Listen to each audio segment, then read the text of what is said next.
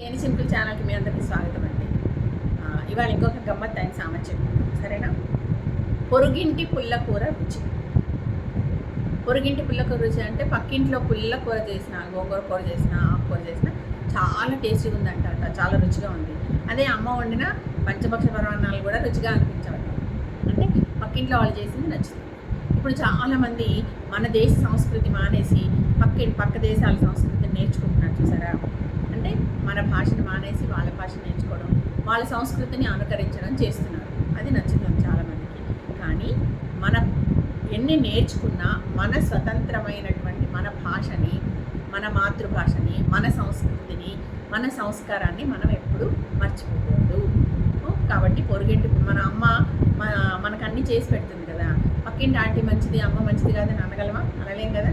అమ్మ అమ్మే, ఆంటీ కదా. అలాగా అంటే పక్కింటి వాళ్ళు కూర చాలా బాగుంది, అమ్మ వండింది బాగాలేదు అన్నం అని ఎవరైనా అంటే ఇట్లాంటి సమస్య చెప్తారు.